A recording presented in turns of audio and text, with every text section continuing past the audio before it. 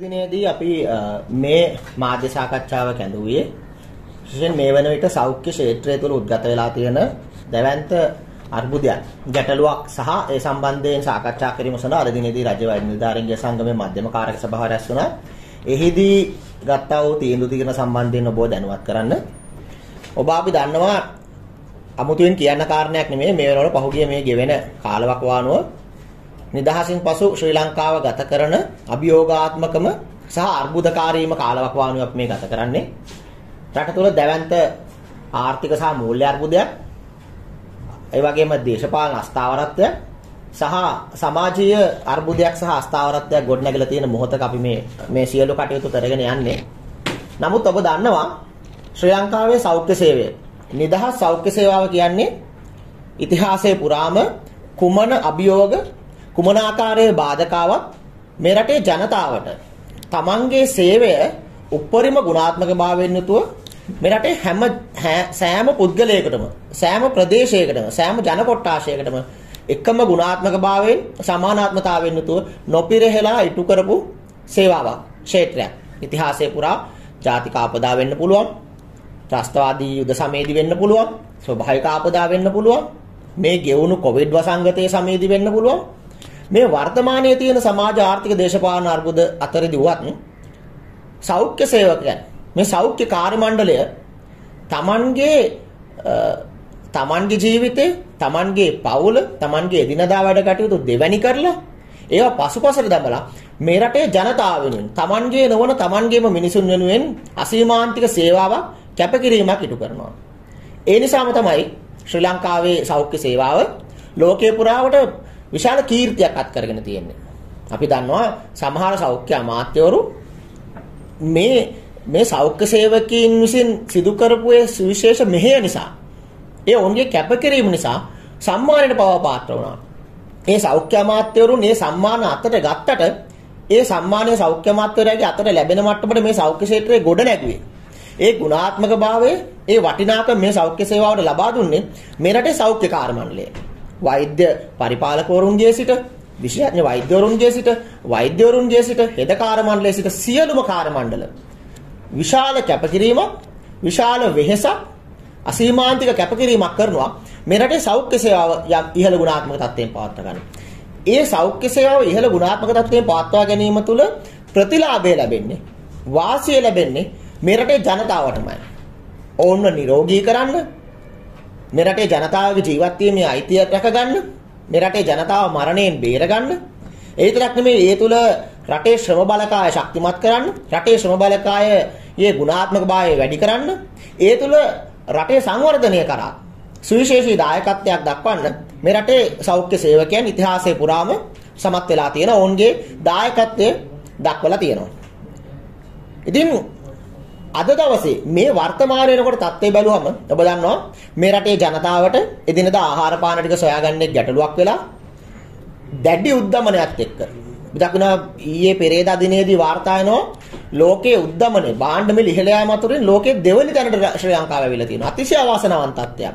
ඉහළ ජීවන වියදමත් එක්ක, බල ශක්තිය අර්බුදයත් එක්ක, ඩීසල් පෙට්‍රල් ගැටලුවත් එක්ක, ඉන්ධන අර්බුදයත් එක්ක මේ සියලු ප්‍රශ්න මැද්දේ මේ සියලු දුෂ්කරතා දරා ගනිමින් අද වන විට මේ වන විටත් මේ රටේ සෞඛ්‍ය සේවකයා තමන්ගේ අනූපමය සේවය, ඒ උපරිම සේවාව මේ රටේ ජනතාව වෙනුවෙන් දායාද කරමින් සිටිනවා. හැබැයි අපිට ගැටලුවක් තියෙනවා. ඒ සෞඛ්‍ය සේවය රැකගන්න, ඒ සෞඛ්‍ය සේවාව ඒ අවරින් පවත්වා ගන්න මේ රටේ පාලකයින්ට සැබෑවටම උවමනාවක් තියෙනවා කියන කාරණය. උදාහරණයක් විදිහට ගත්තොත් මේ රටේ ඖෂධ හිඟේ අපි මාස ගණනාවක් තිස්සේ මේ සම්බන්ධයෙන් දැනුවත් කරනවා. ඒ ඖෂධ හිඟේට පිළිතුරු සොයන්න අපි ක්‍රමවේද ඉදිරිපත් කරලා තියෙනවා. ඒ සම්බන්ධයෙන් ඍජු මැදිහත් වීමක් අපි දක්වලා තියෙනවා. තාමත් ඖෂධ හිඟේට සැබෑ පිළිතුරු සොයන්න මේ රටේ පාලකයන්ට අවශ්‍යතාවයක් නැහැ. ඔබ දකින්න ඇති නව අග්‍රාමාත්‍යතුමන් පවා පහුගිය දිනකදී ප්‍රකාශ කරා මේ ඖෂධ හිඟේ සම්බන්ධයෙන් ඔවුන් කොච්චර දැඩි අර්බුදයකද ඉන්නේ කියන කාරණේ.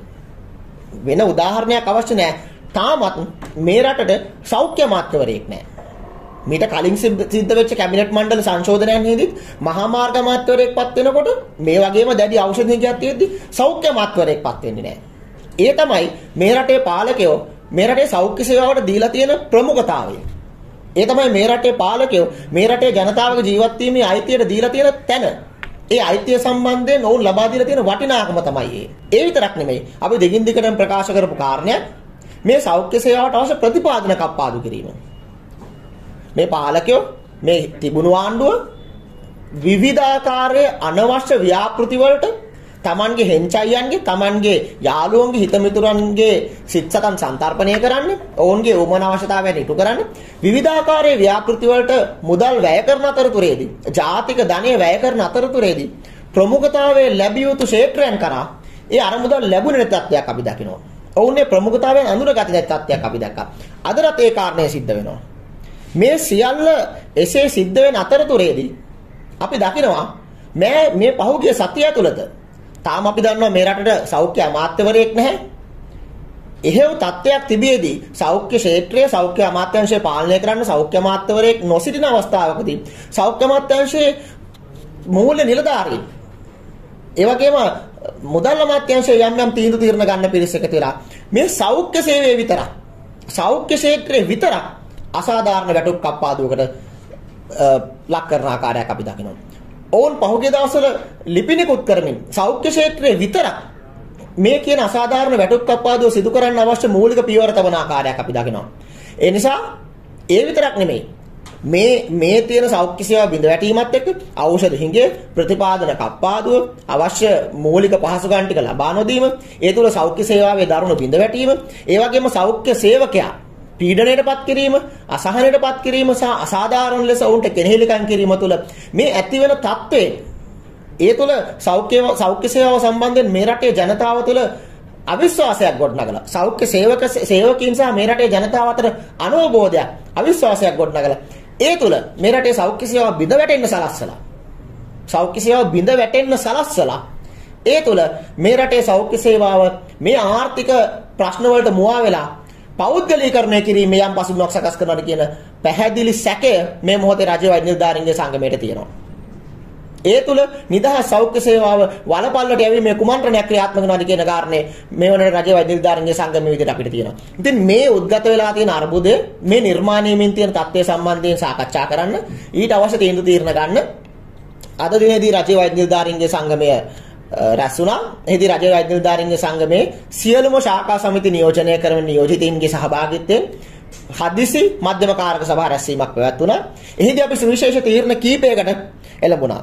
විශේෂයෙන් සෞඛ්‍ය අමාත්‍යවරයෙක් නොමැති අවස්ථාවක සෞඛ්‍ය සේවාව මේ සෞඛ්‍ය සේවකීන්ගේ කැපවීම නිසා බොහොම ගුණාත්මක තත්ත්වෙන් මේ රටේ මහ ජනතාවට අවශ්‍ය සෞඛ්‍ය සේවා ලබා දෙමින් තියෙන අවස්ථාවකදී මේ රටේ අග්‍ර අමාත්‍යවරයා හිටපු මුදල් අමාත්‍යවරයා සිටින මහ බැංකුව අධිපතිවරයා පවා රජයේ සේවකීන්ගේ විශේෂයෙන් සෞඛ්‍ය සේවකීන්ගේ වැටුප් කිසිදු ආකාරයක කප්පාදුවකින් තොරව ගෙවන්න අවශ්‍ය සියලු කටයුතු සියලු වගකීම් ගන්නවා කියලා තියෙන අවස්ථාවකදී සෞඛ්‍ය අමාත්‍යාංශයේ සිටින යම් නිලධාරීන් 14කගේ අත්නෝමතික ක්‍රියාකලාපය නිසා අසාධාරණ ලෙස සෞඛ්‍ය සේවකීන්ගේ සමස්ත සෞඛ්‍ය සේවකීන්ගේ වැටුප් කප්පාදුවකට සූදානම්ව පවතිනවා. ඒ නිසා රජයේ වෛද්‍ය නිලධාරීන්ගේ සංගමයේ මධ්‍යම කාරක සභාව අද දිනේදී ඒකමතිකව තීරණය කරා යම් හේකින් මොනියම් හෝ ආකාරයක මේ කියන අසාධාරණ වැටුප් කප්පාදුවක් සිදු කළොත් මැයි මාස 25 වෙනිදායින් පසු ඕනෑම ආකාරයේ දැඩි වෘත්තීය සමිති ක්‍රියාමාර්ග වලට කිසිදු පූර්ව දැනුම් දීමකින් තොරව යොමු වෙන්නට. එතෙක් අපි කාලය දීලා තියෙනවා සෞඛ්‍ය අමාත්‍යාංශයට මේ සෞඛ්‍ය අමාත්‍යාංශයේ සිටින නිලධාරීන්ට ඒ වගේම මුදල් අමාත්‍යාංශයට මේ සෞඛ්‍ය සේවකයාට මේ රටේ නිදහස් සෞඛ්‍යයට කරන මේ අසාධාරණය නවත්තන්න. ඒ වගේම මේ සම්බන්ධයෙන් සාකච්ඡා කරන්න ගරු අග්‍රාමාත්‍යතුමන් සමග සාකච්ඡා කරන්නට ඒ වගේම මුදල් අමාත්‍යාංශයේ ලේකම්තුමන් අග්‍රාමාත්‍ය ලේකම්තුමන් වගේම සෞඛ්‍ය සේවා අධ්‍යක්ෂ ජෙනරාල්වරයා සමග සාකච්ඡා කරන්නට වහාම සාකච්ඡාවන් කීපයක් ඉල්ලා සිටීමට අපි තීරණය කරා. මේ සාකච්ඡාවලදී අවශ්‍ය විසඳුම් නොලැබුණොත් මේ සාකච්ඡාවලදී අවශ්‍ය සාධනීය ප්‍රතිචාරයන් ලැබුණ නැත්නම් සුබවාදී විසඳුම් ලැබුණේ නැත්නම් 25 වෙනිදායින් එහාට රජයේ වෛද්‍ය නිලධාරීන්ගේ සංගමේ විධායක සභාවට බලය පැවරුවා අවශ්‍ය ඕනම ක්‍රියාමාර්ගයක් ගන්න. ඒ වගේ මේ 25 වෙනිදායින් ඔබට අවශ්‍ය ඕනම වෘත්තීය සමිති ක්‍රියාමාර්ගයකදී මේ රටේ සියලුම සෞඛ්‍ය සේවකීන් සමග එක්කාසු වෙලා ඒ දැඩි වෘත්තීය සමිති ක්‍රියාමාර්ග වලට යන්නට සිදු වෙනා කියන කාරණය අද දිනේදී ඒකමතිකව සාකච්ඡා වෙච්ච කාරණයක් රජයේ වෛද්‍ය නිලධාරීන්ගේ සංගමේ මධ්‍යම කාරක සභාව රැස්වීමේදී. ඒ විතරක් නෙමෙයි. සෞඛ්‍ය අමාත්‍යවරයෙක් නැති වෙලාවකදී මේ රටේ මේ දරුණු අර්බුදයක් තියෙන මොහොතකදී සෞඛ්‍ය අමාත්‍යාංශය සම්බන්ධයෙන් ප්‍රතිපත්ති තීන්දුව ගන්න නොහැකි වෙලාවකදී සෞඛ්‍ය අමාත්‍යාංශයේ සෞඛ්‍ය පද්ධතිය මේ වගේ අර්බුදයකට ගමන් කරවලා සෞඛ්‍ය පද්ධතිය බිඳවට්ටලා ඒ තුල කවුරු හරි උත්සාහ කරනවා නම් මේ රටේ සෞඛ්‍ය සේවාව පෞද්ගලීකරණය කරන්න, මුදලාලිකරණය කරන්න, සෞඛ්‍ය සේවාව සල්ලි වලට යට කරන්න, ඒ තුල මේ රටේ නියම් ගම් වල සිටින අහිංසක අම්මා තාත්තා දුප්පත් දුවා දරුවන්ට ලැබෙන නිදහස් සෞඛ්‍ය සේවාවේ අයිතිය, ජීවත් වීමේ අයිතිය මුදලට යට කරන්න, සල්ලි වලට කාසි වලට නෝට්ටු වලට ලබු කරන්න, ඊට විරුද්ධව ඕනෑම මොහොතක දැඩි වෘත්තීය ක්‍රියාමාර්ග ගන්න රජයේ වෛද්‍ය නිලධාරීන්ගේ සංගමයේ සූදානම් කියන කාරණයක් අද දිනේදී අපි මතක් කරනවා. ඒ නිසා යලිත් අපි මතක් කරනවා මේ රටේ සෞඛ්‍ය සේවකයා කියන්නේ ඕනෑම අර්බුදයකදී ඕනෑම ආපදාවකදී තමන්ගේ ජීවිතය තමන්ගේ පෞද්ගලික කාරණා දෙවනි කරලා මේ රටේ ජනතාවගේ ජීවත් වීමේ අයිතිය තහවුරු කරපු කොට්ටාශයක්. ඔවුන් මේ රටට ණය නැති රාජ්‍ය සේවකීන් පිරිසක්. ඒ නිසා ඔවුන්ට සිදු කරන අසාධාරණ ඔවුන් වෙනුවෙන් ඔවුන්ට සිදු කරන කෙනෙහිලිකම් වගේම මේ රටේ නිදහස් සෞඛ්‍ය සේවාව මේ රටේ කොඳු නාරටිය බවට පත් වෙලා තියෙන නිදහස් අධ්‍යාපනය වගේම නිදහස් සෞඛ්‍ය සේවාව පෞද්ගලිකකරණය කිරීමේ නිදහස් සෞඛ්‍ය සේවාව මුදලට යට කිරීමේ යම් ක්‍රියාවලියක් ඉදිරිපත් වෙනවා නම් ඒ සම්බන්ධයෙන් රජයේ වෛද්‍ය නිලධාරීන්ගේ සංගමය දැඩි විරෝධය සහ ඊට විරුද්ධව අවශ්‍ය ක්‍රියාමාර්ග ගන්නවා කියන කාරණේ අපි නැවතත් මතක් කරනවා. ડોક્ટર දැන් මේ වන විට දැන් අපි දකිනවා අග්‍රාමාත්‍යවරයාත් විශේෂ කතාවක් කරා. බෙහෙත් වර්ග දෙකක් ගැන කතා කරා. පැහැදිලිව පේන කාරණා කොට උඩ දැනුවත් වෙන්නේ නැහැ වගේ නේද මේ ඔබතුමාලා වැඩ කරන යටිතලින් හරියට මේ අප්ඩේට් එකක් දෙන්නේ නැහැ වගේ නේද බෙහෙත් වල තත්ත්වය මොකක්ද කියලා. අපි හිතන්නේ බෙහෙත් දෙකක අවුල තමයි මුළු රටටම දැල්ලා තියෙන්නේ. ඒ අනුව ඇත්තට මොකක්ද ඇත්තටම තත්ත්වය? ඇත්තටම මේ සම්බන්ධයෙන් තියෙන තත්ත්වය මේ ඖෂධ හිඟය සහ උපකරණ හිඟය සම්බන්ධයෙන් අපි මේ රටේ සෞඛ්‍ය අමාත්‍යාංශයේ බලධාරීන් හිටපු සෞඛ්‍ය අමාත්‍යවරුන් දැනුවත් කරන්න ගත්තේ මේ අද ඉඳන් නෙමෙයි. දැන් මාස කිහිපයක සිට මේ අනතුර මේ හිඟය සම්බන්ධයෙන් රජයේ වෛද්‍ය නිලධාරීන්ගේ සංගමේ ශාඛා සමිතිය හරහා බිම් මට්ටමින් අපිට තොරතුරු ලැබෙනකොට අපි දිගින් දිගට මේ අනතුරු සම්බන්ධයෙන් දැනුවත් කරමින් සිටියා. අවාසනාවන්ත කාරණය මේ රටේ එවකට සෞඛ්‍ය අමාත්‍යවරයා කෙහෙලිය රඹුක්කැල ඇමතිවරයා සෞඛ්‍ය අමාත්‍යාංශයේ නිලධාරීන් මේ සම්බන්ධයෙන් කිසිම උනන්දුවක් දැක්ුවේ නැහැ. ඔවුන්ට මේක ගැටලුවක් විදිහට ඔවුන් දැක්කේ නැහැ. ඒක අතිශය අවාසනාවන්ත කාරණයක් වගේම ඒ ප්‍රශ්නේ අර්බුදයක් දක්වා උඩු දිව්වට පස්සේ ඒ සම්බන්ධයෙන් අවශ්‍ය ක්‍රියාමාර්ග ගන්න විසඳුම් යෝජනා මාලා අපි ඉදිරිපත් කරද්දී ඒ සම්බන්ධයෙන් සාධනීය සෑහීමකට පත්විය හැකි මට්ටමේ මැදිහත් වීමක් කරන්න මේ රටේ සෞඛ්‍ය අමාත්‍යවරයා සෞඛ්‍ය අමාත්‍යාංශය කිසිම අවංක උත්සාහයක් ගත්තේ නැහැ. අතිශය අවාසනාවන්ත කාරණයක් ඒක. මොකද අවශ්‍ය ඖෂධ හිඟය නිසා අවධානයකටපත් වෙන්නේ අනතුරකටපත් වෙන්නේ මේ රටේ අහිංසක ජනතාවගේ ජීවිත. මේ සම්බන්ධව අපි දිගින් දිගටම සාකච්ඡා කරනකොට ඔය කියන සෞඛ්‍ය අමාත්‍යාංශය තමයි මීට සති කිහිපයකට පෙර අපි වෙත ඉදිරිපත් කරනවා රටට ඉදිරිපත් කරනවා. මොකද අවශ්‍යතාවයක් වුණා ආධාර උපකාර ලබා ගන්න විශේෂයෙන් විදේශගත ශ්‍රී ලාංකිකයින්ගෙන් ඖෂධ වර්ග 250කට අධික සංඛ්‍යාවක් සෞඛ්‍ය සේවාව තුළ හිඟයි කියන කාරණේ. තාමත් මේ විදේශ ආධාර සඳහා උපකාර සඳහා ඒ ඉල්ලීම් ඉදිරිපත් වෙනවා. අපි දැක්කා අග්‍රාමාත්‍යතුමා මේ ඖෂධ හිඟය සම්බන්ධ යම් යම් ප්‍රකාශ ඉදිරිපත් කරනවා. ඒ වගේම එතුමා යම් කමිටුපත් කරලා තියෙනවා අපි දකිනවා. ඒ නිසා අපි දිගින් දිගටම කියනවා මේ ඖෂධ හිඟය ඖෂධ සහ උපකරණ හිඟය කවුරු හරි සුළු කොට තකන්න හිතනවා නම් ඒ ඖෂධ හිඟය බොහොම පුංචි දෙයක් කියලා මේ ප්‍රශ්نين පැනලා යන්න කවුරු හරි හිටනවා නම් බිම්මට්ටමේ සිටින මේ රටේ අහිංසක ජනතාවත් එක්ක උරනුර ගැටමින් ඔවුන්ගේ ජීවත් වීමේ අයිතිය වෙනුවෙන් කටයුතු කරන වෛද්‍යවරු ඒ වගේම සමස්ත සෞඛ්‍ය සේවකයෝ මේ අර්බුදයේ ගැඹුර හොඳට දකිනවා. මේ අර්බුදයේ භයානකතාවය හොඳට දකිනවා. ඒ නිසා තමයි අපි මතක් කරා ඔබට පහුගිය ප්‍රචණ්ඩත්වයේ ඇති වෙනකොට පහුගිය මැයි 9 10 දිනවලදී අපි මතක් කරපු කාරණයක් තමයි ඒ ප්‍රචණ්ඩකාරී සිදුවීම් එක්ක දිගින් දිගටම රෝගීන් අපිට ආවනම් ඒ ප්‍රචණ්ඩකාරී සිදුවීම් දිගටම රට පුරා ව්‍යාප්ත වුණා නම් ඒ මොහොතේ රෝහල තුල තියෙන තත්ත්වයක් එක්ක ඖෂධ ප්‍රමාණයත් එක්ක ඒ ධාරිතාව කළමනාකරණය කරගන්නේ කොහොමද කියන කාරණේ අපිට ගැටලුවක් බවට පත් වෙමින් තිබුණා. ඒ නිසා අපි මේ මොහොතේදී අපි ස්තුතිවන්ත වෙනවා ජනතාවට බොහොම සුළු කාලයක් තුල හැකි ඉක්මනින් ඒ ප්‍රචණ්ඩත්වයෙන් ඒ තත්ත්වයෙන් මිදලා මේ රට සාමකාමී මොහොතත්වයකට ගේන්න මේ රටේ ජනතාවගේ කැපවීම සම්බන්ධයෙන් මේ රට සාමකාමී තත්ත්වයට ගේන්න කරපු කැපවීම සම්බන්ධයෙන් ඒ නිසා අපි නැවතත් මතක් කරනවා තාමත් මේ රටේ ඖෂධ හිඟය සම්බන්ධයෙන් පැහැදිලි චිත්‍රයක් මේ රටේ පාලකීන්ට නැහැ. ඔවුන්ට පැහැදිලි ඕනෑකමක් නැහැ. අපි දකිනවා මේ සමහර අවස්ථාවලදී මේ රටේ මැති ඇමතිවරුන්ගේ සුඛ විහරණය වෙනුවෙන් දැනුත් මේ මුදල් වියදම් කරන ආකාරය ගැන කතා වෙනවා. ඒවට ප්‍රමුඛතාවයන් දෙනවා. වන්දි දෙන හැටි කතා වෙනවා. හැබැයි මේ කවුරුත් මේ රටේ ජනතාවගේ නිදහස් සෞඛ්‍ය සේවය රැක ගැනීම වෙනුවෙන් මේ රටේ ජනතාවට අවශ්‍ය බෙහෙත් ටික, අවශ්‍ය උපකරණ ටික, නිර්වින්දන බෙහෙත් ටික, ශල්‍ය උපකරණ ටික ගේන්නේ කොහොමද? ඒවා රෝහල් කරා බෙදා හරින්නේ කොහොමද? සෞඛ්‍ය සේවාවට අවශ්‍ය. මොකද ඖෂධ සහ ඉන්ධනයේ නිසා විතරක් මේ රටේ සෞඛ්‍ය සේවාව බලශක්ති අර්බුදය නිසා බිඳ වැටිලා.